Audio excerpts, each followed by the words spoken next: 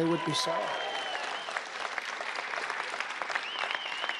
So Russia would have never attacked. Israel would have never been attacked. The Ukraine situation is so horrible. The Israeli situation is so horrible, what's happened. And we're going to get them solved. We're going to get them solved very fast. I actually said, Ukraine, I know President Putin very well. I know Zelensky very well. I'm going to get him in. We're going to get it solved very quickly. Should have never happened. Would have never happened. Now you have all that death, far greater than people understand. The numbers are far, far greater than anybody would even think possible. You're going to find that out in the years to come. When they knock down these massive buildings in Ukraine, and then you see they announced 2 people were slightly wounded. No, many people were killed. Many people were killed. We're going to get it stopped. But it's so sad because it should have never started. People killed and a culture destroyed. You can never replace 1,000-year-old buildings with the most beautiful golden domes and churches and everything, just all rubble now. And it's so sad. Would have never, ever happened. And likewise, Israel would have never been attacked. It all comes from Iran, and we would have had to deal with Iran very quickly had the election where we, by the way, got, and I say we because it's all we got more votes than any sitting president in the history of our country. But they say we lost by a whisker, okay? But regardless of that, we're going to do incredible things, and we're not going to let China do what they'd like to do. I get along great with him also. President Xi, he's a very strong leader. And we're going to get things solved. We're going to get the Ukraine war solved. We're going to get the Israeli situation solved. But if you think back to that, Iran was broke. I said to every country, anybody does business with Iran, buys oil from Iran, they were broke. We're not going to let you do business in the United States.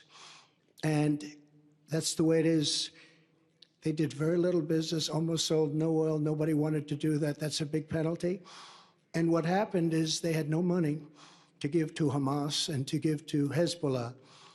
And in fact, there were a lot of stories at the time. They had no money for terror. And for 4 years, we had no terror. We had the terror ban. We had the terror ban. They call it the Trump travel ban, but it was really the Trump terror ban. We don't want people in our country that are going to blow up our shopping centers. Thank you very much. And we want a country of law and order. So we're going to rebuild the capital of our country, Washington, D.C. We're going to scrub those beautiful marble columns and get the swastikas off them. And we're going to scrub them and get the graffiti off them. And we're going to clean the streets, and we're going to rebuild the streets. And we're not going to have rusted medians through the middle that are falling down into the roads where foreign dignitaries from all over the world come and they look. And we're not going to be riding on top of garbage like I did just a month ago, riding on top of garbage. We're going to rebuild our beautiful Washington, D.C., and we're going to take control of it, and we're going to make unbelievably harsh penalties for people that go around shooting. Last week, they shot 3 people. And every night something happens. It's so sad. And likewise, we're going to rebuild our cities, and we'll work with the Democrats to do it. I'd be glad to work with the people in New York. We're going to work with the people in Chicago and LA. We're going to rebuild our cities, and we're going to make them safe. And we're going to give our police officers immunity. So every time they do something, they don't get sued and stopped. We're going to end crime in our cities. In Iowa, you don't know what that means, but I'll tell you, this is a different place. You don't know about crime. You don't know about getting mugged and getting whacked and getting thrown into subways, and we're going to stop it. And we're going to come down very hard on criminals, and we're going to stop crime in America. Oh, I see. Good. That's great. Thank you very much. That's very nice. And we got our allies to pay their fair share and bringing in over $400 billion to NATO. They weren't paying their bills. You've been reading about it. I've been saying, look, if they're not going to pay, we're not going to protect, okay?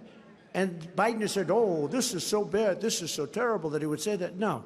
If they're not paying their bills, and most of them weren't when I got there, and when they asked me a question, they said, does this mean one of the heads of one of the countries. At that time, we had 28 countries, of which 7 were paying their fair share, which was still low, but 7. The United States was paying for almost all of it. It was terrible. And I said, what's going on? They said Bush will come in, make a speech, and leave. Obama would come in, make a speech, and leave. Nobody would say anything about it. When I came in, I didn't make a speech. I looked at the numbers. I said, these numbers are terrible. Nobody's paying their bills. And I told them that. And then I came back 6 months later. I said, now you've had time. But one of the heads of the country stood up and said, does that mean that if we don't pay the bills, that you're not going to protect us? I said, that's exactly what it means, exactly. I'm not going to protect you. We don't want to be a stupid country any longer. And the next day, the money came pouring in. If I said like all the Obama said it would have nothing to do, and Obama, they probably liked him much better than me. He said, no, that would have no effect. Don't pay your bills, we'll protect you. No, if I say that, they're never going to pay the bills. Hundreds of billions of dollars came pouring into NATO, and I said it just the other day because they've been very lax. We spent 150, maybe 200, because now they want to give them $60 billion more. 60 billion with a B. They want to give them 60 billion more. And I said, wait a minute, do it this way. Loan them the money. If they can make it, they pay us back. If they can't make it, they don't have to pay us back. Loan them the money. Put it as a form of a loan. Why should you just hand it over to them? Do it as a form of a loan.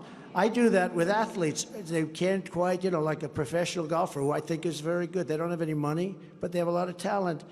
I'll say, here's the deal. I did it with a number of people. Here's the deal, what I want to do. Professional golfer, I play golf. I play very nice. Did you see the picture of me, the horrible picture with the stomach out to here? So what I do is I'm putting up today a picture of me what I actually look like, hitting a ball, smashing the frickin' ball. And you'll see I wouldn't say slim, but not bad. But the ball does go far. I would say it goes about 9 times further than Biden can hit it, 9 times. He said he's a 6 handicap. That may be his biggest lie. Do you ever notice? Pilots come in and he said he flew planes. Truckers came in, he says he flew. Military come in, he says I was in the military. They're all lies. His biggest lie is that he's a 6.2 handicap. I've seen him swing. He's like this. That's not. I know a lot about golf. That's not a 6.2. And it wasn't a 6.2 30 years ago. That's a bigger lie than the fact that he flies and he drives trucks. That guy is something, I'll tell you. Think of it. Think of what happened. They just came out with a report. They said he's not competent enough to defend himself in court, but he's competent enough to be president of the United States. How does that work? How does that work?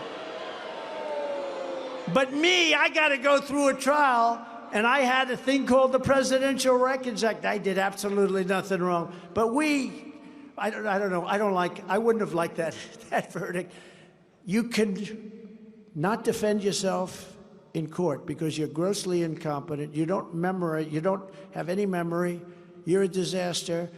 But you can be president of the United States. I don't want a president that's not allowed to go in and at least talk and defend himself. So they're protecting him. They're actually protecting him, but they're not protecting our country. Our country's in big trouble.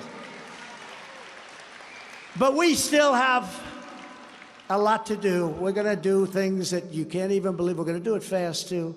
Under Biden, 19 out of 30 other NATO members do not even pay the bare minimum of 2%. Think of that, of GDP. You're supposed to pay 2% of GDP, which is a very low number. I thought it should go up to 4%. Meanwhile, we're sending colossal amounts of our own weaponry and ammunition to Ukraine and money, including over 760 tanks, fighting vehicles, and armored personnel carriers, 35,000 grenade launchers and small arms, and over 100,000 anti-armor missile systems. Do you remember a year ago when Biden made the statements that we have no ammunition? This stupid guy. He's saying, even if it's true, you don't say it. You don't say it. He said, remember, he was at a news conference. I thought it was one of the classics. We have no ammunition because we've sent it all to different countries, in particular Ukraine. How do you say that? When I rebuilt the military, every warehouse was stocked. We had so much ammunition, we didn't have enough warehouses. We had the opposite problem. But he said, we have no ammunition. And I said, even if it was true, you just don't say that. Don't bring it up. That's a subject you don't want to, and you go get the ammunition fast. But what's happened? Before I even arrive at the Oval Office, shortly after we win the presidency, I will have the horrible war between Russia and Ukraine settled. I know them both very well. We will build a great iron dome over our country, a dome like nobody has ever seen before, better than the one in Israel, which works pretty well, thanks to us also. A state-of-the-art missile defense shield that will entirely be built in America and create jobs, jobs, jobs. Much of it's going to actually be built in New Jersey. We will rescue our healthcare system from Joe Biden's migrant invasion. It was recently announced that Crooked Joe is now giving Obamacare and all free government health care to illegal aliens. You know what? They get treated better than our military. They get treated better than our own citizens. Every penny of Biden's plan will be funded by American citizens, taken out of your pockets, your paychecks, your wallets. It's taken. What they're doing is crazy.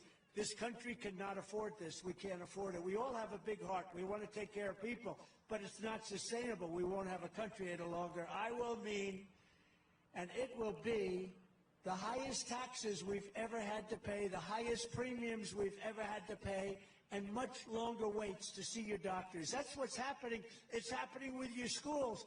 Kids are occupying your schools. They're taking the chairs of your own students and your own family members, your children, and they're just not giving them back. And they don't speak English.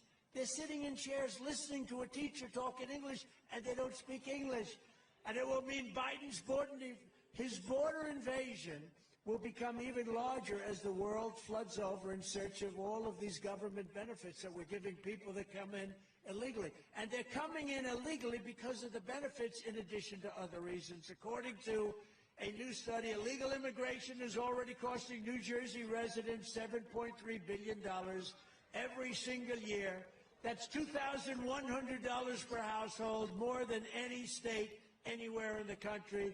And it comes and it stops the spending on bridges, roads, New Jersey Transit, and all of those other things that we need. Day one of the Trump administration, we will cut off all of Biden's taxpayer giveaways to illegal aliens. If the Biden invasion is not stopped, it will also demolish Medicare and Social Security. It cannot survive 20 million people coming into the country. We will take care of Medicare, Medicaid, Social Security. We will take care of everything. We have more liquid gold under our feet than any country in the world. We've got so much money. We're going to take care of it. We don't have to destroy our Social Security and other programs. We've also gotten abortion out of the federal government and back to the states, the way everybody and all legal scholars always said it should be. I think it's very important because it's a very dividing issue, and it's an issue that we've worked very hard on. I have, and some states will like it one way and another way, but everybody has always wanted it for 52 years brought back into the states, and that's what's happened. It's now up to the will of the people in each state. Some states will be more conservative and others will be more liberal. But the people will now decide, and that's the way everybody has always wanted to be. Every legal scholar, some will be conservative, some will be more liberal, some will have more weeks than others, or many more weeks. Others won't have the same number, but the people will be decided. We took it out of the federal government. Every legal scholar, every Democrat, for the most part at the time, for years they've been trying to do it. If the radical Democrat extremists get their way, they will have a federal law on abortion in the 8th and 9th month, and even executing the baby after birth. It's okay. They want to execute the baby They have laws. You look at the governor, the former governor of Virginia, execute the baby after birth. We will decide, you remember.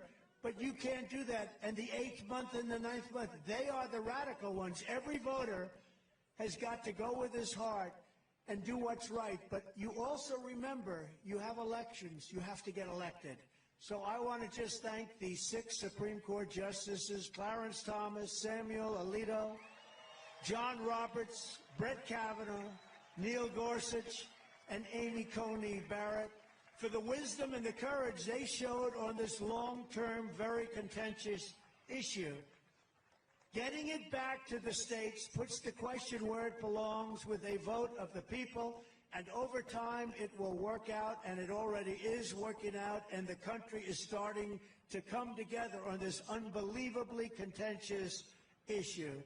So in addition, we're going to do a lot of other things, but that's something we had to do. We had to do it. And again, for 52 years, they wanted to bring that issue back to the states. It never belonged in the hands of the federal government.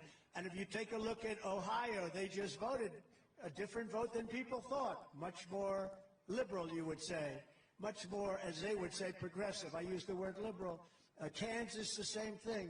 But that's the way it is, and it's something that we should cherish. We were able to do something that nobody was able to do, and it's all starting to come together, the issue of abortion. In addition, we're going to give back our police. We're going to give them back the protection and the respect that they need. We're going to give them immunity so they don't get sued and lose their families, lose their homes, lose their pensions. And we will stand up to radical Marxist DAs like Soros-funded DA in Philadelphia, Larry Krasner, who has set loose thousands of dangerous criminals onto the streets that go around killing people. I will also stop Joe Biden's sinister plan to abolish the suburbs. He's trying to abolish the suburbs in your state, and we're not going to let him do it. Crooked Joe is trying to obliterate single-family zoning in New Jersey and every other state, and force you to pay for the construction of ultra-dense housing projects in beautiful residential neighborhoods where your house is. He will destroy your property value. He will destroy your wealth. He will let it happen. He wants it to happen. He's already getting ready to sign legislation to let that happen. We're not going to let him destroy New Jersey and Pennsylvania and all of these other places that people are very happy, and they've worked hard to live there. And we will end it on day one. We're going to rebuild our cities into beacons of hope, safety, and beauty better than they have ever been before. We will take over the horrible-run capital of our nation, Washington, D.C., and clean it up, renovate it, rebuild our capital city so that it no longer is a nightmare of murder and crime. People are being murdered there on a weekly basis. But rather it will become the most beautiful capital anywhere in the world. We're going to fix it, renovate it, and make it free of crime.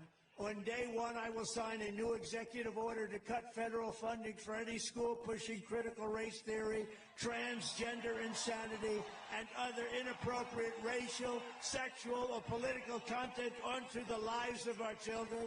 I will not give one penny to any school that has a vaccine mandate or a mask mandate. And I will keep men out of women's sports.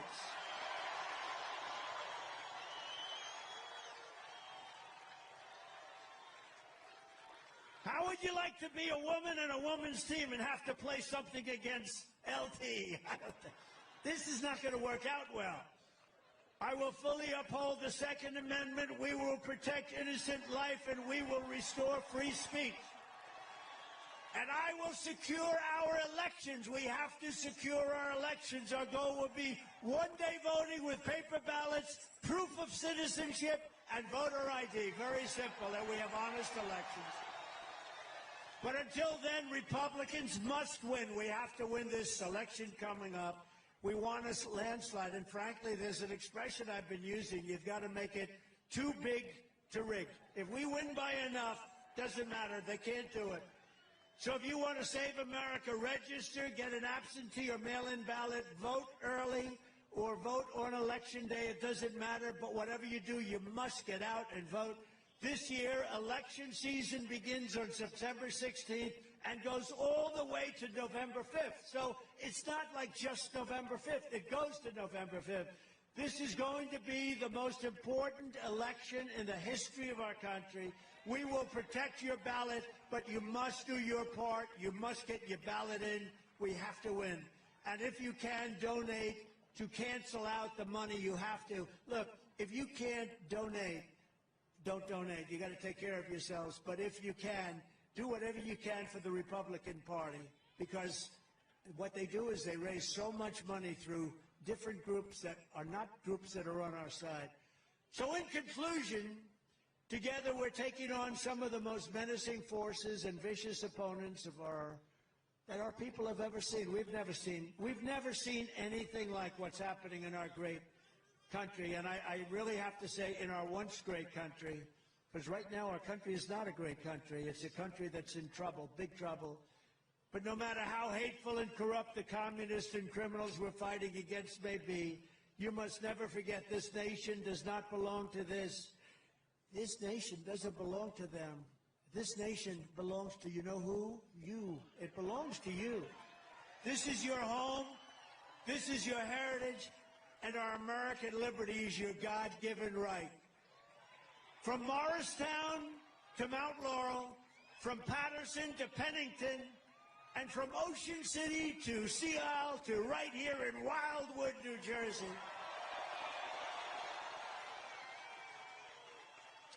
It's been home to some of the toughest, smartest, and most talented Americans ever to walk the face of the earth, right here. This is the state that pioneered the boardwalk, the diner, the motion picture, and gave the world American legends like Thomas Edison, Buzz Aldrin, Frank Sinatra, and so many more. New Jersey is where General George Washington led the Army to victory at Trenton and Princeton. And this is where generations of New Jersey patriots helped build this country into the single greatest nation in the history of the world. But now we are a nation in decline. We are a failing nation. We are a nation that has lost its confidence, it's lost its willpower, and it's lost its strength. We are a nation that has quite simply lost its way. But we are not going to allow this horror to continue. Less than 4 years ago, we were a great nation, and we will soon be a great nation again.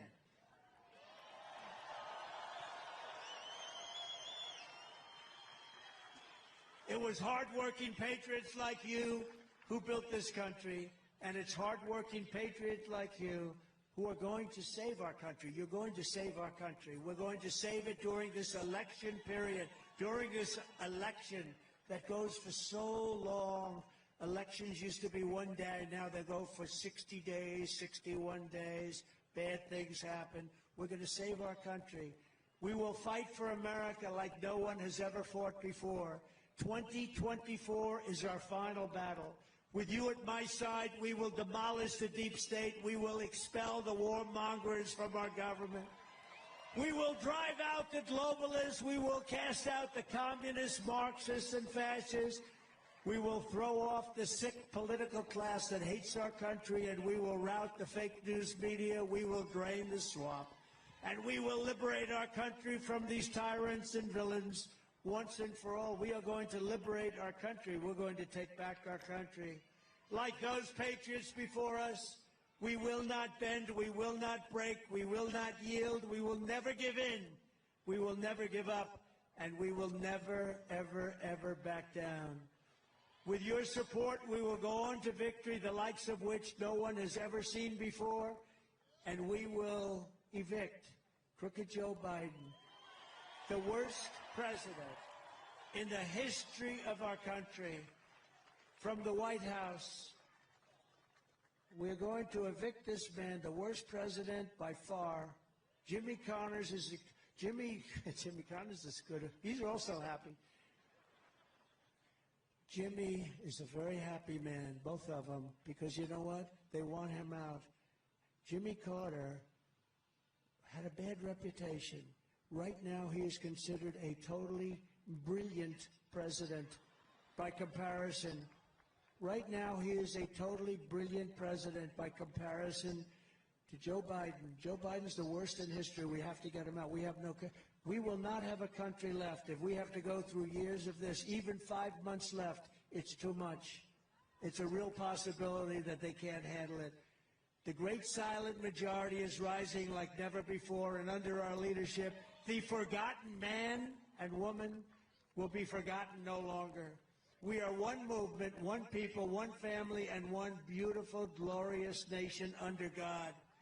And together, we will make America powerful again. We will make America wealthy again.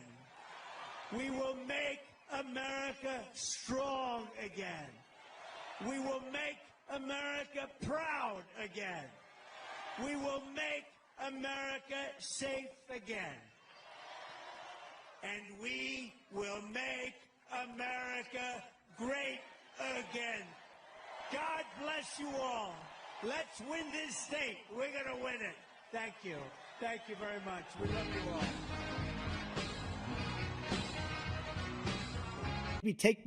This was his dream. I talked to him about it, his dream. The difference is he never would have invaded Ukraine. Never.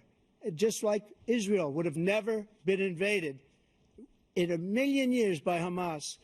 You know why?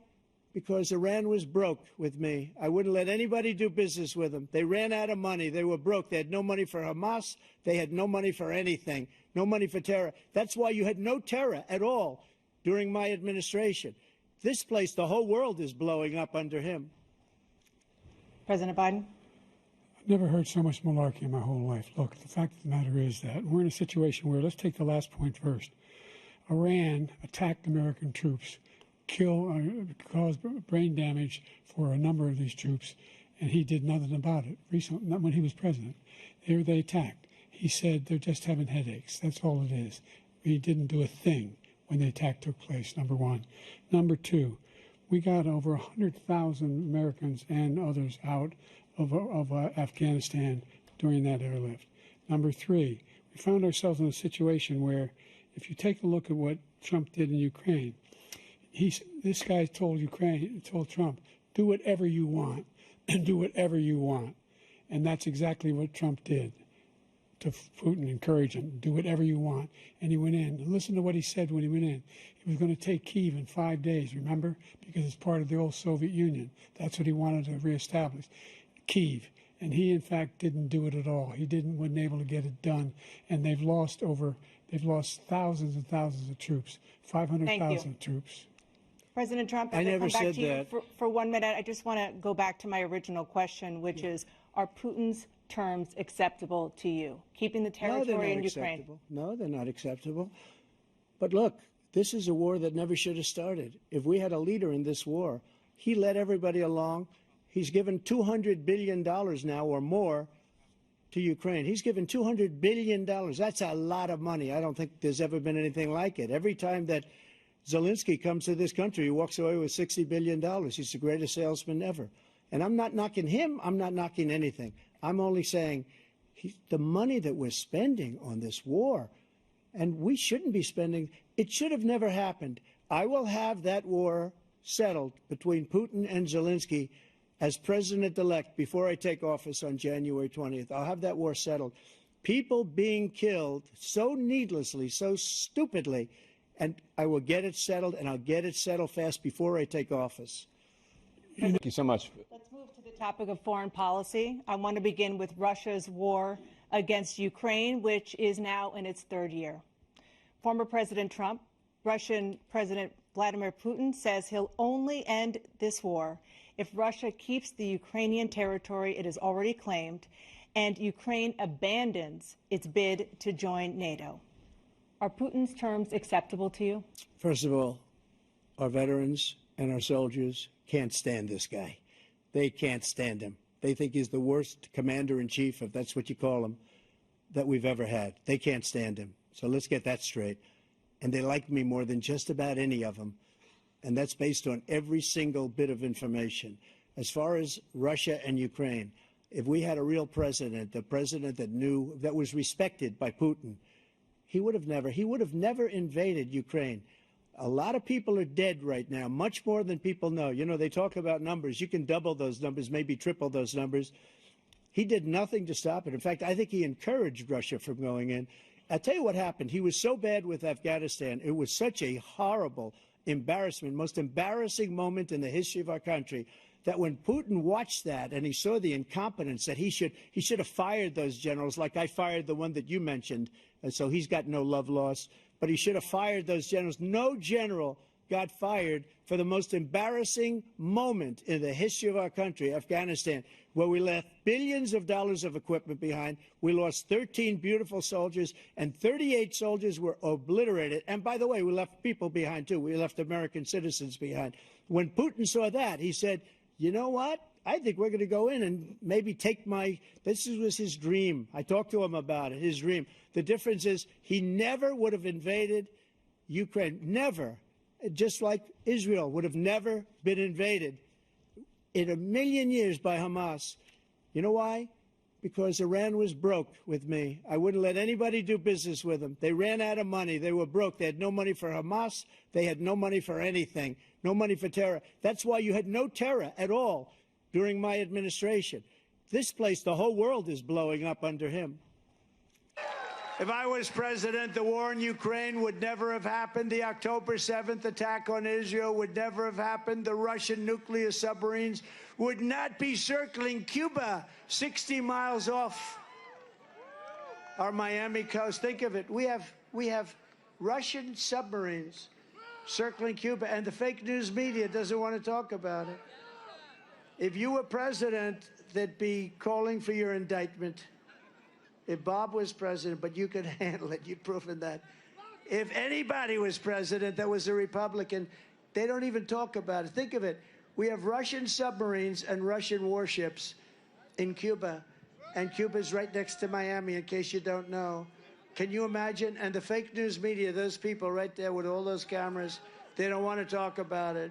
For our great veterans, we passed VA accountability and VA choice, two things they said were impossible to get passed.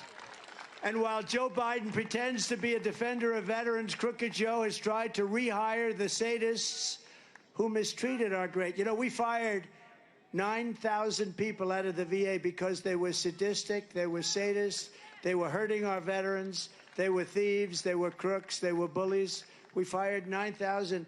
Biden now wants to hire them all back. He's trying to reinstate 5,000 poorly performing VA. These are all people that I fired, VA employees that I fired, and give them back full pay. We fired them because they were sadists and they were bullies and they were hurting people that weren't in prime time. It'll cost us $200 million in back pay. This is what he wants. He wants to put the thugs back into the VA, and people are not happy. On day one of my new administration, I will fully restore the use of VA accountability and direct my Secretary of Veterans Affairs. And by the way, all this stuff passed Congress. I got to pass Congress. Wasn't just an executive order. And direct my Secretary of Veterans Affairs, my last one did a great job, to fire every corrupt abuser of our veterans who Joe Biden wants to keep on the payroll, wants to have them back. As Commander-in-Chief, I will defend our military. I will always honor our veterans, and I will restore peace through strength. Before I even arrive at the Oval Office, shortly after we win the presidency, we win the presidency, I will have the horrible war between Russia and Ukraine totally settled. I know a good guy who could settle it. That guy right there, Glenn. He would settle it. He did some pretty tough deals. You have good experience for settling. Yesterday's debate should make it clearer than ever how important it is to elect a competent president who will prevent World War III. I'm the only one that can say it. I know every one of those players, and they respect us. In my next term, we will build a great iron dome over our country, a dome the likes of which no one has ever seen before, a state-of-the-art missile defense shield that will be entirely built and made in the USA.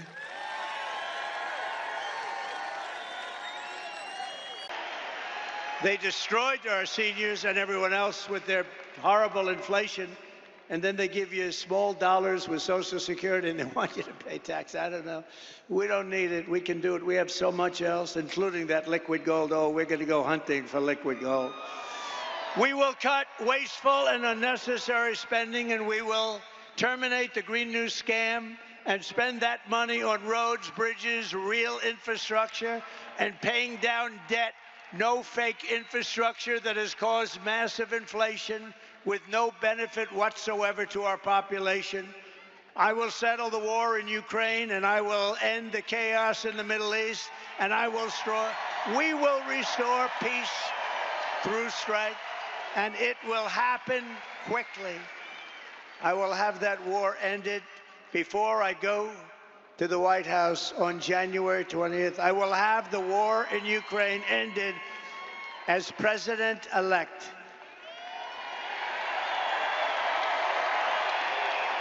And we will end the weaponization of government against the American people, including myself, by the way.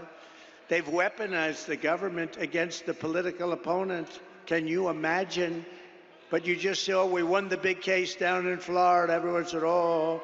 They weaponized it. They got their Justice Department to go after their political opponent, but they're not doing well. I'm the only one that ever happened to where my numbers went up. What do you think about that, Mr. Congressman? I don't think it's ever happened. They go after me and my numbers go up. Somebody's got to explain this. We will rebuild our cities, including Washington, D.C., making them safe, clean, and beautiful once again. And we will keep the U.S. dollar as the world's reserve currency, because right now it is under siege. And this is how we will end the era of inflation, mayhem, and misery under Kamala and Crooked Joe, and unleash safety, prosperity, peace for Americans of every race, religion, color, and creed. Together, we will deliver low taxes, low regulations, low energy costs, low interest costs, low inflation. And that's for everyone. We're talking about everyone. We want to make sure everyone can afford groceries, a car, and a home. Before I even arrive at the Oval Office, shortly after I win the presidency, I will have the horrible war between Russia and Ukraine settled. I'll get it settled very fast. I don't want you guys going over there. I don't want you going over there. And I'm the only candidate in this race who can make this promise. I will prevent, this is for the spouses, I will prevent World War III. Nobody else is going to prevent it. You're going to end up in World War III.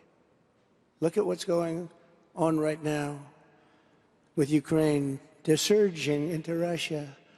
Okay? You're going to end up in World War III, and it's going to be a bad one.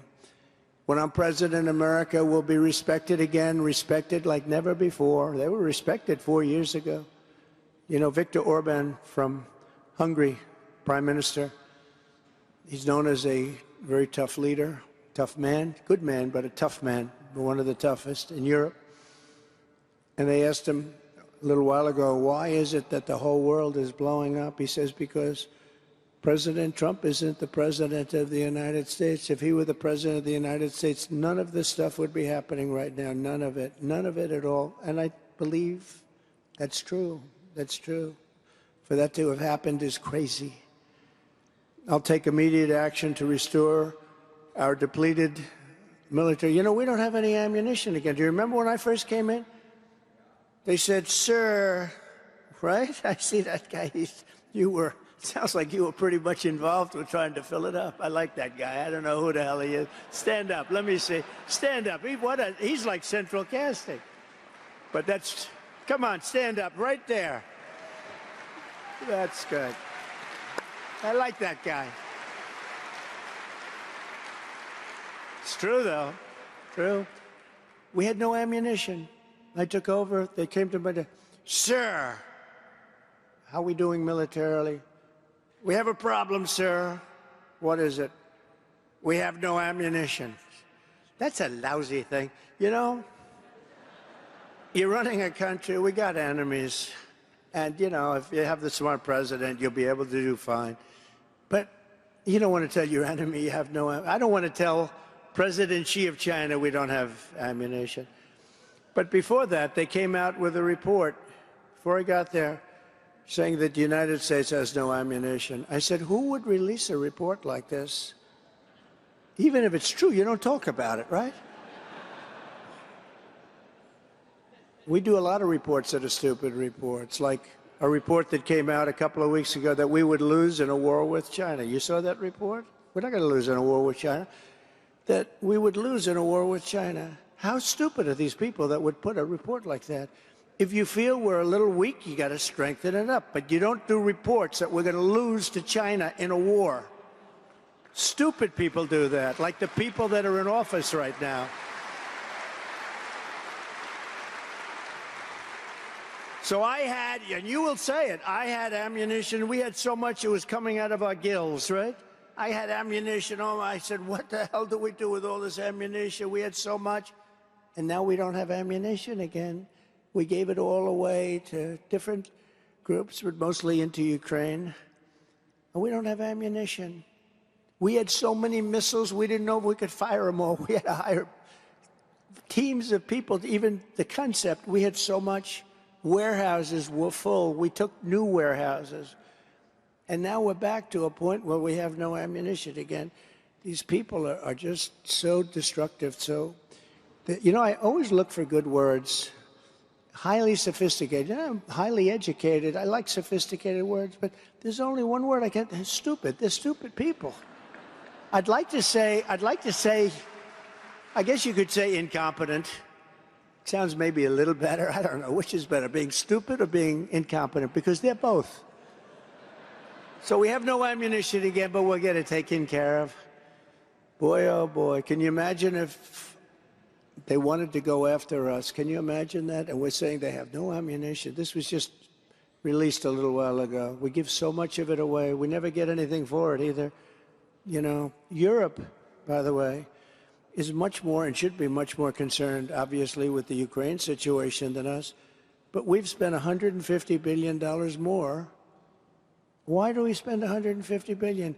Why aren't they going to equalize? They should equalize. I told them, I said, you got to equalize. They don't like, you know, then I read, Barack Obama is much more popular than Donald Trump. Of course he is. He said, we'll spend all the money. I say, you got to pay up, and that's what happened. I got NATO to pay up hundreds of billions of dollars. But then, you know, now we've lost it again because I'll bet you nobody's ever asked Europe to pay up. They don't even ask. I'll bet you that nobody said to Europe, you know, we're 150 billion more than you. They have about the same size economy when you add all of the different nations up as us. And nobody has said to them, got to pay up. I did that. I was with NATO. They were way behind. Of the 28 nations, almost all of them were not paid. Other than that, they were doing quite nicely, thank you. But we had like 7 that were paid, and the rest weren't. And Obama came in, made a speech. Bush came in, made a speech. I came in and said, you guys owe us a lot of money because we were spending our money. So think of it. They take advantage of us on trade because they are horrible to us on trade, the European nations, horrible. They don't take our farm products. When was the last time you saw a Chevrolet in the middle of Germany? Maybe never. I said to Angela, do you have any Chevrolets or Fords in the middle of Munich? No, I don't think so. But we have plenty of Mercedes-Benzes and BMWs and Volkswagens, millions and millions of cars. So they get us in the military, then they get us on trade. So on top of everything else, it's not a good way. So I was straightening it all out. It was getting straightened out very quickly. And very interesting, though, I said, who would do this? Who would do this? Hundreds of billions of dollars we lose in the defense of Europe. All I say is, let's equalize, we'll help you.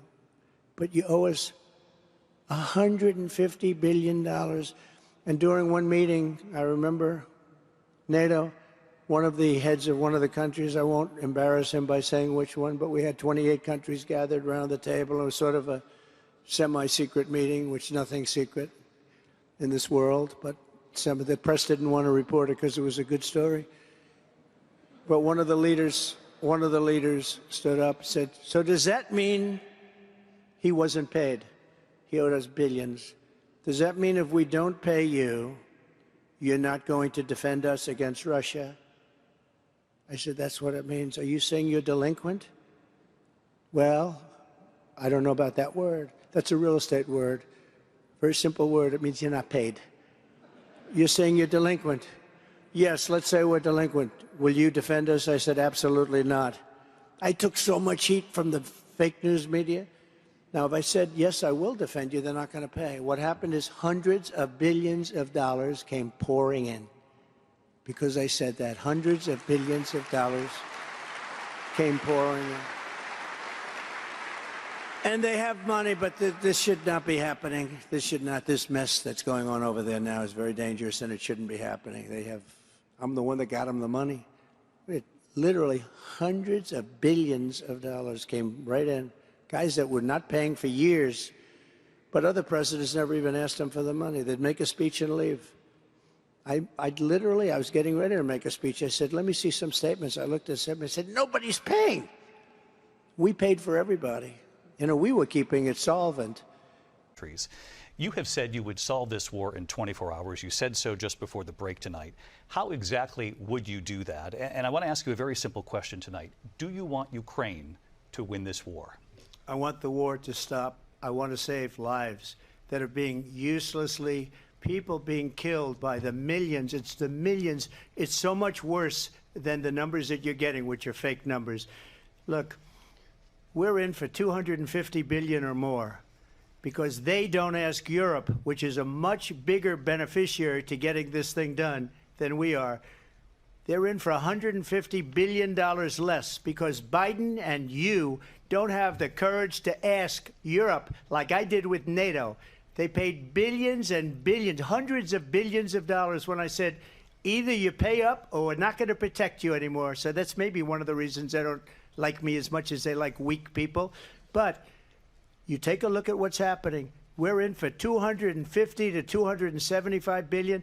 They're into 100 to 150. They should be forced to equalize. With that being said, I want to get the war settled. I know Zelensky very well, and I know Putin very well. I have a good relationship, and they respect your president, okay? They respect me. They don't respect Biden. How would you respect him? Why? For what reason?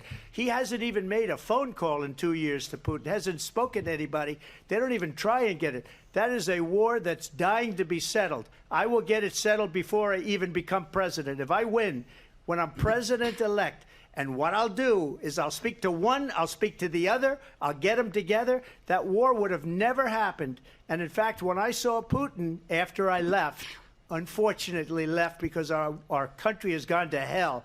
But after I left, when I saw him building up soldiers, he did it after I left, I said, oh, he must be negotiating. It must be a good, strong point of negotiation.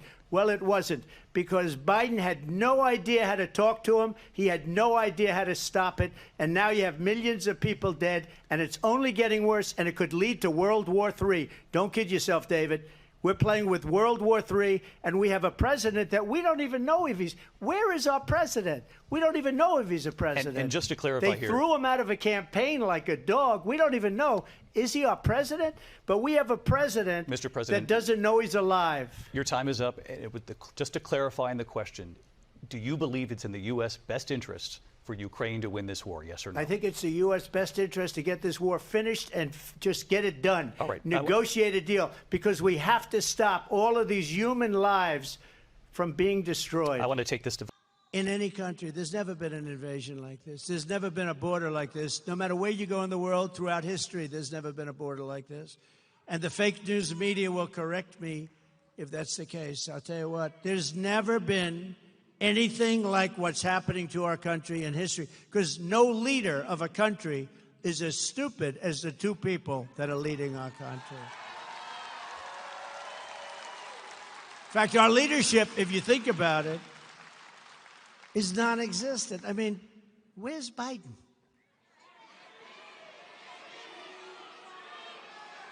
Do you think he lies awake at night,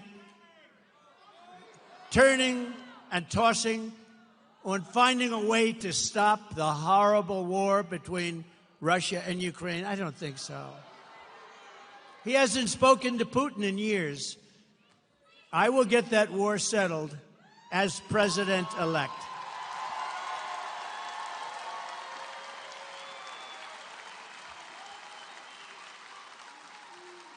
And I'm telling you, this is true. Kamala, a committed Marxist, you know, her father's a Marxist professor, will be far worse than crooked Joe Biden. She's going to be worse because he doesn't really believe it. She does. She does believe it.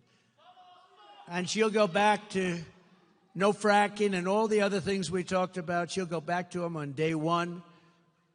But on day one of my administration, I will stop this invasion. I will seal the border. I will end the harassed migrant flights. And I will begin the largest deportation operation in the history of our country. Right?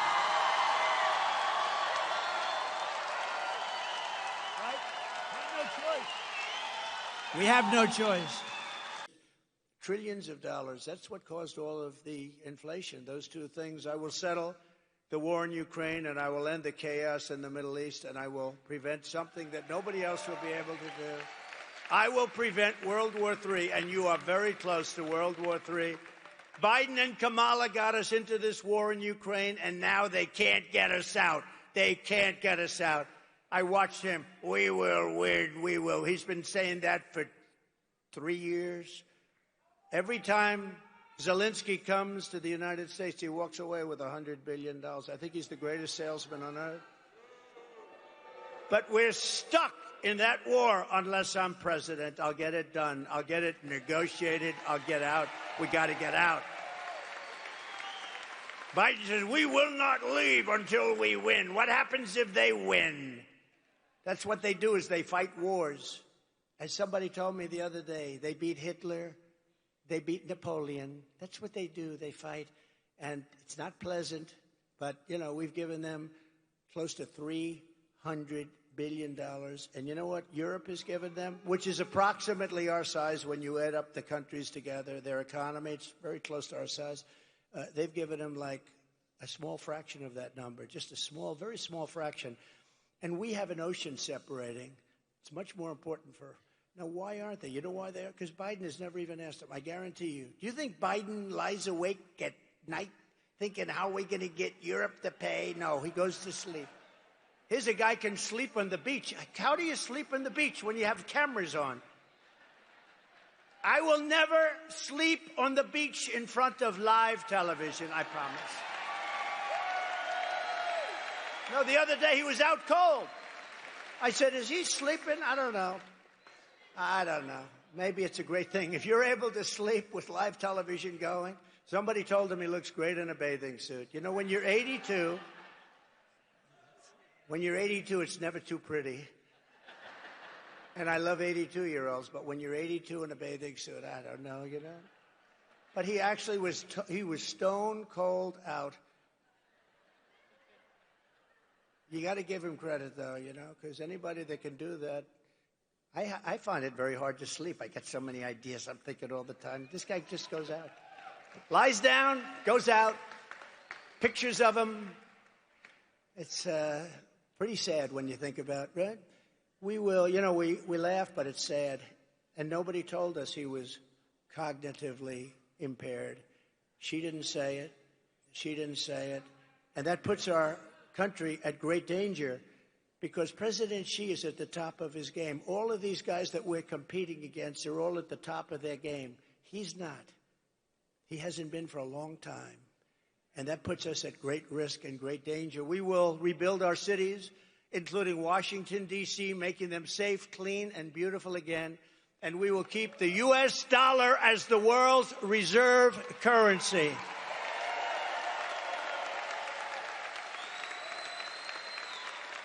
Because it's under tremendous siege right now. And if we lose that, then we are indeed a third world country. We cannot allow that to happen. We have so many enemies now. We have so many people. You know, I had no wars other than ISIS, which I inherited, and I finished off ISIS in 4 weeks instead of 5 years that they thought. Because we have a great military that I rebuilt. I rebuilt our military. Sadly, $85 billion of it went to Afghanistan. Can you believe that? Should have never happened. You take the soldiers out last. You don't take the soldiers out first. Took the soldiers out, and then after they took the soldiers out, the Taliban had a field day. What a horrible thing. We lost 13 great soldiers, many wounded so horribly, the legs, the arms, the face obliterated so badly. Nobody ever talks about them. They talk about those that were killed, and I love those families. I know the families. They've never even called the families, but they were 13 killed, great people. But we also left behind billions and billions of dollars worth of the best military equipment in the world. And now Afghanistan is one of the largest sellers of military equipment.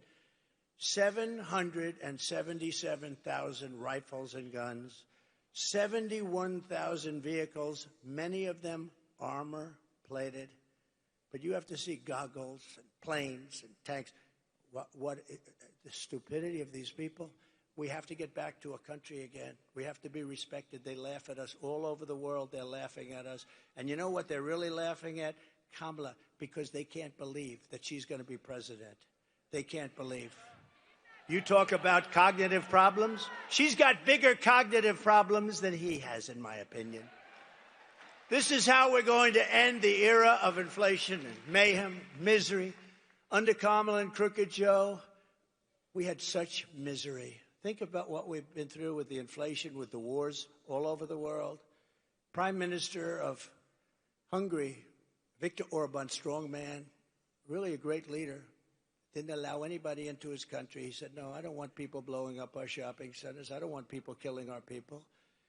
But he said, when he was asked recently, a couple of times, just recently, he said it numerous times, they said, why is the world blowing up? The Middle East is blowing up. Russia looks like it's going to end up in a World War III. All of these problems are happening. They weren't here. He said, it's one simple reason.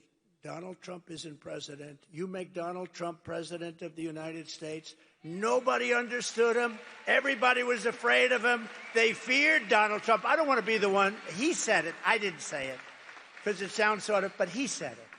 He said they feared. China feared him. Russia feared him. They all feared him.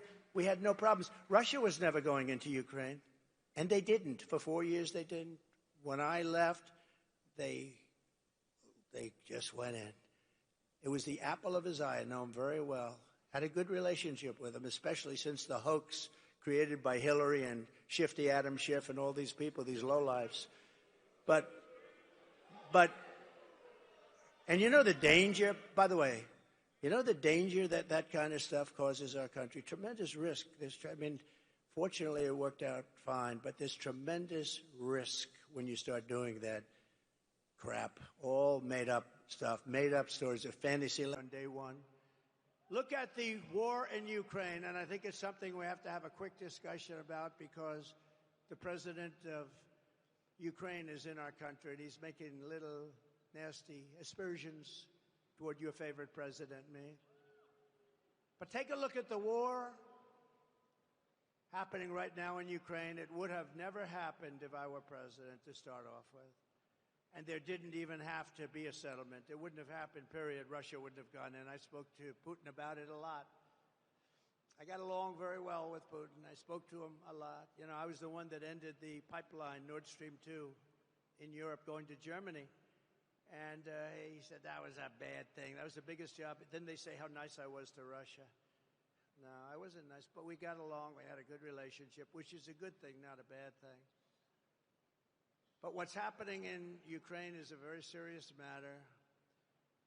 Let's say we did settle, and a deal would have been made with Russia years ago, 3 years ago, before it all began. And we could have made a deal easily. Could have made it easily. If we had a president who was intelligent, we could have made a deal easily. But what do you have left now, right? 3 years of horrible fighting. The country is absolutely obliterated. Millions and millions of people including all of these great soldiers, they're dead. Those gorgeous buildings with golden towers are demolished and laying broken on their side. And you'll never see that kind of a town or city again. Can never be duplicated. They're all demolished other than Kiev. You'll never be able to rebuild the cities or towns the way they are. Impossible to do. They were thousands of years old. And just think about it. Just 3 years ago, you had a beautiful civilization, millions of people that were living that are now not with us any longer, magnificent towns and cities that were so beautiful, could never be reconstructed, other than Kiev, which is actually starting to be hit right now. He wanted to save that. Most of the country is gone. The heritage is gone. So many people are dead. Many people have left for Poland, for Hungary, and for other places, never to return. And that includes many, many Russian soldiers are dead. A deal could have been made. There wouldn't have been one person that died, and there wouldn't have been one golden tower laying shattered on its side. A deal could have been made if we had a competent president instead of a president that egged it all on. And Biden and Kamala allowed this to happen by feeding Zelensky money and munitions like no country has ever seen before. Every time he came to our country, he'd walk away with $60 billion. He's probably the greatest salesman on earth. But now, Ukraine is running out of soldiers. They're using young children and old men because their soldiers are dying and other things are happening to them that we won't even discuss. So many are badly injured. And what do you have? What deal can we make? What deal can we make? It's demolished. The people are dead. The country is in rubble. And who are these people that allowed this to happen? Who are these people? I said, don't let it happen. This never happened in my 4 years. I told President Putin, you're not going to do it. He would never have done it. They started to form after I left. And I actually thought they were forming as a negotiating tactic for Putin. I thought it was a negotiation. But through a lot of bad statements and stupid statements, he went in. And he's no angel. It's all such a horror. Biden and Harris caused this situation by the stupidity of what they said, by every move they make. But they caused the situation, and now they're locked in. They're locked in. I watched this poor guy yesterday at the United Nations. He didn't know what he was saying. They just don't know what to do. They're locked into a situation. It's sad. They just don't know what to do. Because Ukraine is gone. It's not Ukraine anymore. You can never replace those cities and towns, and you can never replace the dead people, so many dead people. Any deal, even the worst deal, would have been better than what we have right now. If they made a bad deal, it would have been much better. They would have given up a little bit, and everybody would be living, and every building would be built, and every tower would be aging for another 2,000 years. And it will only get worse with these people. With Kamala she doesn't know what she's doing. More people will die. More cities will fall. The ones that fell will continue to receive more and more bombs. They'll be broken up asunder, worse than they are right now. Nothing is standing. The crops are dying. There's really nothing for the Ukrainian people to move back to. And it didn't need to happen. Those buildings are down. Those cities are gone. They're gone. And we continue to give billions of dollars to a man who refuses to make a deal, Zelensky. There was no deal that he could have made that wouldn't have been better than the situation you have right now. You have a country that has been obliterated, not possible to be rebuilt. It'll take hundreds of years to rebuild it. There's not enough money to rebuild it if the whole world got together. They're not going to be satisfied until they send American kids over to Ukraine, and that's what they're trying to do. And the moms and dads of America don't want their kids fighting Ukraine and Russia, and we're not going to have our soldiers die across the ocean.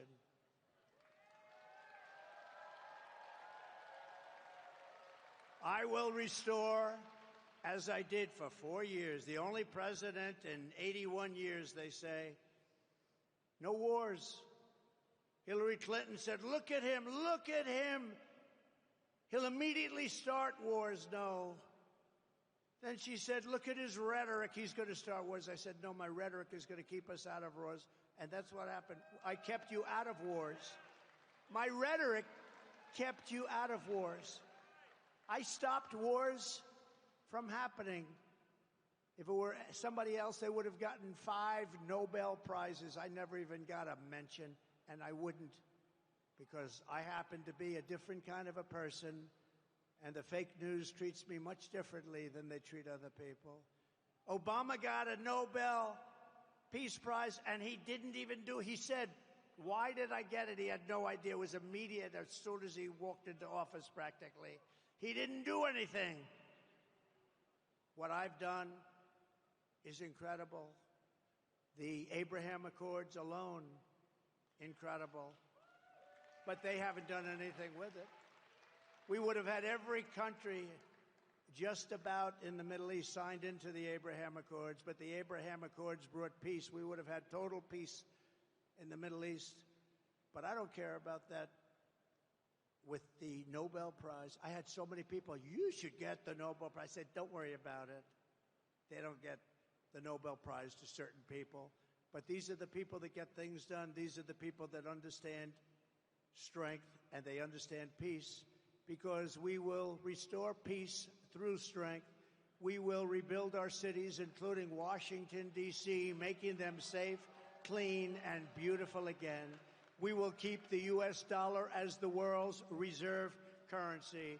This is how we will end the era of inflation, mayhem, and misery under Kamala and Crooked Joe, and unleash safety, prosperity, and peace for Americans of every race, religion, color, and creed. We're going to do things for our people that haven't been done for a very long time. And we started 4 years ago. We were doing things that nobody ever believed, jobs. And we had the greatest economy in the history of our country 4 years ago, 7 years ago, 6 years ago, and 5 years ago. Together, we will deliver low taxes, low regulations, low energy costs, low interest rates, low inflation, so that everyone can afford groceries, a car, and a home, the American dream. We will stop the invasion and end migrant crime, support our great police, strengthen our military, build a missile defense shield over our country, keep critical race theory and transgender insanity the hell out of our schools, and we will keep men out of women's sports. We will defend the Second Amendment, restore free speech, and we will secure once and for all our elections. Our elections are under siege. Everyone will prosper, every family will thrive, and every day will be filled with opportunity and with hope. But for that to happen, we must defeat Kamala Harris, and we must stop her country-destroying liberal agenda once and for all. It has to end. We have to bring our country and take our country back. So get everyone you know and vote. We want a landslide that's too big to rig. Very simple. Too big to rig. On November 5th, we will save our economy, we will save our country. It will go down as the most important day in the history of our country. We will rescue our middle class. We will reclaim our sovereignty and restore our borders. We will put America first all the time, and we will take our country back. North Carolina, get out to vote. Thank you. God bless you. And God bless America. Thank you very much, everybody. Thank you. Don't get him. Nigel is a fantastic person. Mr. President. President Zelensky said that you do not understand what it takes to win this war. Oh, then I should immediately cancel my appointment. No, he knows. He knows I understand. Look. I hate to see the carnage. If I were president, it never would have happened. Russia would have never attacked Ukraine. Never, ever. And by the way, President Xi would have never even thought about Taiwan, which he's thinking about very seriously now, flying planes over it every single day. But President Putin would have never attacked. When I look at the horror show that's gone on, and the level of death is far greater than what is being reported. When you look at those cities, they're all knocked down, those beautiful, gorgeous golden domes, they're shattered and lying on their side, never to be replaced again. You can't ever replace that. 2,000 years old. When you look at the heritage of that really very vibrant country in so many different ways, and you see how it's been so broken, the people, so many people dead, where they have to use old soldiers, old men and young boys because they're running out of soldiers. It's a very terrible thing. And then you see that the United States is paying for most of it, and Europe is not chipping in. And all you have to do with Europe is the same thing I did with NATO. Say you have to pay. And if you say you have to pay, they will. It's very unfair to the United States. But I look forward to seeing him tomorrow. We'll see. I do believe, I disagree with him. Well, he doesn't know me, but I disagree. But I will say this. I believe I will be able to make a deal between President Putin and President Zelensky quite quickly. But what does that look like? What does that look like? What does that? I don't want to tell you what that looks like. The Vice President. Are you going to pull your endorsement of Mark Robinson? I don't know the situation. Do you believe that Ukraine should turn over some of its own land to Russia in order to end the war? We'll see what happens. What's your message to We'll Zelensky see what tomorrow? happens. Let's get some peace. We need peace. We need to stop the death and destruction. Don't you think? Wouldn't that be nice? Huh? Do you have a plan to meet Benjamin Netanyahu in person? Well, we're going to meet a lot of people. Many of the leaders have been calling me, and they want to meet. So I guess they see the poll numbers. We're leading in the polls, by the way, very seriously. The Daily Mail just came out with a very big poll, and we're up by 10. So that's an honor.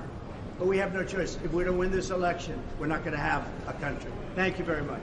Will you divest from your crypto? It's like I can. The Vice President suggested today that your strategy with Ukraine amounts to surrender to Russia. How do you respond to that? No, I don't think so. I don't think so. And it's not a surrender. What my strategy is to save lives. I want to save lives. Millions of people are dead. Millions more than they even think about. And it's not my fight, but it is a fight to save humanity. That is a terrible. Let me explain. That is a terrible war that would have never happened, and it didn't happen. I even have Democrats. I watched them on Deface the Nation and some of the shows this weekend, and they said, "Well, we agree that it wouldn't have happened if Trump were president." I was very generous of them, but it would have never happened. That's what bothers me even more. There was no reason for that war to happen, but it did happen, and millions of people are dead, including soldiers from both sides. It's so sad to see it, and I'll meet with President Zelensky, and we'll see what happens, but I believe I can work that out. Would you encourage It would have been, I will say this, it would have been a lot easier to work out prior to the start. And Putin never, ever even thought about going in. And it was the apple of his eye. I knew him very well, had a very good relationship, despite the Russia hoax. It was a total hoax. But we had a very good relationship. Fortunately, otherwise we could have ended up in war over that. It's very dangerous. You know, when you make up stories like that, it's very dangerous. the laptop from hell was very dangerous. But Putin told me often, it's the apple of his eye. But I said, Vladimir, don't even think about doing it. He would have never done it. And then, of course, through stupid oil policies and energy policies where oil get up to almost $100 a barrel, Putin said, wow, I have a lot more money than I thought I had. And he prosecuted the war. But even if it went up, and it wouldn't have gone up like that, that's what caused inflation, that and stupid spending for the Green New Deal, which was a Green New Scam, turned out. Do you notice that they don't ever mention anything about environment anymore? What happened to the environment? They don't mention it. They don't mention that the ocean's going to rise 1/4 of an inch over the next 500 years. They don't mention it anymore. It's incredible. I will say this, though. What they should start mentioning is nuclear warming, because we're in grave danger. The world is in grave danger, and you better get smart people. You know, during my term, I never mentioned the word nuclear, but that's the warming that you're going to have to be very careful with. And we're very close to World War III, whether it's the Middle East or that. October 7th would have never happened. Iran had no money. I guess that's probably why you hear the stories about Iran. Only a consequential president would have this happen. Only a consequential president. But Iran would have made a deal with us. It would have been a great deal for them. The only thing is they cannot have nuclear weapons. And we would have had it because Iran had no money during my administration. They were broke. And they would have made a deal and they would have been happy. And they would have had an unbelievable civilization. But it didn't work out that way because of a thing that was very sad to watch. That was the election. A very sad thing to watch. Would you still make a deal with them now? To make it change. As you know, President Zelensky has asked to meet with me, and I will be meeting with him tomorrow morning at around 9:45 in Trump Tower. And it's a shame what's happening in Ukraine. So many deaths, so much destruction. It's a horrible thing. And one of the things that are very bothersome to me is the fact that Europe is paying only a small fraction of the money that the United States of America is paying. And we have an ocean between Russia and ourselves. They don't. So I see what's happening there. It's very, very sad. But we're in for numbers that nobody can even believe. And as you know, the European nations, as a combination, their economy is fairly close to the size of ours, so it's similar. They should be equalizing. They should start paying up. I did this with NATO. I made them all pay. Bush would make a speech and leave. Obama would make a speech and leave. And I said, you got to pay. If you don't pay, we're not going to be there. And everybody paid, and the Secretary General, good man, he said, I've never seen anything like it. For 10 years we've been trying to get them to pay, and it was only Trump that was able to do it. He was very honest. It's true. That's where they have the money to do what they're doing right now. But they all paid, most of them anyway, hundreds of billions of dollars they paid, and they paid it fast. They said, sir, does that mean you won't protect us if we don't pay? I said, you mean you're delinquent? Yes, let's say we're delinquent. No, you won't be protected. The money came pouring in. Nobody else wanted to say that, and the press thought it was terrible that I made that statement. But if I didn't make that statement, we'd still be paying. You know, we were paying for NATO, most of it, almost all of it, maybe all of it for years. So I'm going to see President Zelensky tomorrow, and thank you all very much.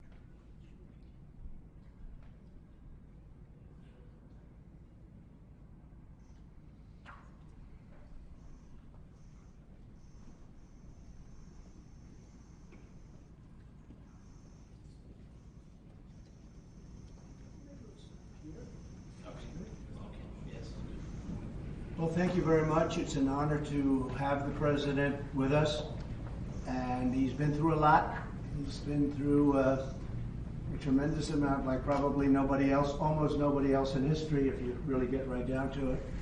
And we're going to have a discussion and see what we can come up with. But a great honor to have you with us. Thank you very much. Thank you so much, Mr. President. Thank you so much for this meeting. 5 years past. Yeah. So we had, we had meeting again here in New York in September, and now there are a lot of challenges in Ukraine, United States, and of course I want to discuss with you. I think where we are together, I think we have common view that the war in Ukraine has to be stopped and Putin can't win, and Ukrainians have to prevail, and I want to discuss with you the details of our plan of victory. Thank you so much. Thank you very much, everybody. Thank you. Thank you very much. You have a question for the President? Anybody? Why did you decide to meet? I think it's me, or Both to of you. both us. Okay, thank you so much. First of all, it's very important to share all the plan, all our steps, how we can strengthen Ukraine. And of course, we have to decide it now, because after November, we don't know who is, only Americans decide who will be the president. But we understand that till November, we can't stop Putin. We have to do it. We will try on the battlefield with our heroic soldiers, but we understand that after November, we have to decide, and we hope that the strength of the United States will be very strong, and we count on it. That's why I decided to meet with both candidates with all honor to them. Thank you. Mr. President, Mr. President Trump, so what are your expectations about this meeting? So what I expect to hear from the President Zelensky, and what are your expectations? Say it a little louder. What are your expectations from this meeting? What do you expect to hear from Mr. Nothing. President? Look, this is a meeting, and we have a big race going on right now. I guess 37 days left, and we're leading in the polls, and so we'll see how it all works out. Hopefully it'll work out, but if it does, we're going to work very much with both parties to try and get this settled and get it worked out. It has to end at some point. It has to end. He's gone through hell, and his country has gone through hell like few countries have ever, like it's happened anywhere. Nobody's ever seen anything like it. It's a terrible situation. And I will say I have had a great relationship. It was very honorable. I don't even know if you know this, but when they did the impeachment hoax, it was a hoax, just a Democrat hoax, which we won. But one of the reasons we won it so easily is that when the president was asked, it was over a phone call with the president, and he said he could have grandstanded and played cute, but he didn't do that. He said, President Trump did absolutely nothing wrong. He said it loud and clear, and the impeachment hoax died right there. He could have said, well, I don't know, and I never even told you this, to be honest, but he was like a piece of steel. He said President Trump did nothing wrong. We had a very nice call. He congratulated me on his victory. It just won. And I remember that. He could have played cute, and he didn't play cute. And so I appreciated that. So we have a very good relationship. And I also have a very good relationship, as you know, with President Putin. And I think if we win, I think we're going to get it resolved very quickly. I really think we're going to get it resolved. I hope we have more good relations. We're going to have. Oh, I see. Yeah, but you know, it takes two to tango. You know, and we will. We're going to have a good meeting today. And I think the fact that we're even together today is a very good sign. And hopefully we'll have a good victory, because the other side wins. I don't think you're going to have victories with anything, to be honest with you. So we're going to sit down, just discuss it, and if we have a win, I think long before January 20th, before I would take the presidency.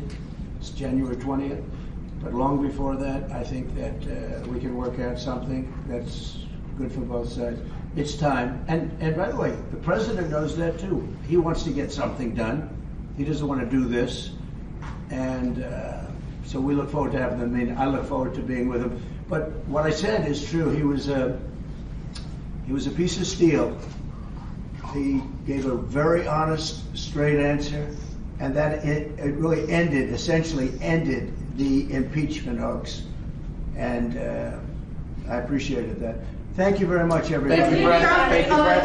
Some Republicans were upset about the President. Thank you very much, everybody. Everybody please escort out the press, right? You want to go this side? Thank you, Press. Oh, that's better. Press, thank you. Press, thank you very much. Thank you, Press. Thank you very much, Press. Please be moving. Thank you, Press. Everybody keep moving. Thank you. Thank you, guys. Keep moving, guys. Thank you, Press. Here we go. Let's go. Hey, guys. Keep moving. Let's go. Pulitzer Prize winner. Let's go. Keep it moving. The bullet. You got the bullet? He actually got the bullet. He got a picture of the bullet. He's quick. Very well. He's fast as a bullet, right? Very well. Thank you. Thank you. Thank you. We have a big team. Thank you, guys. You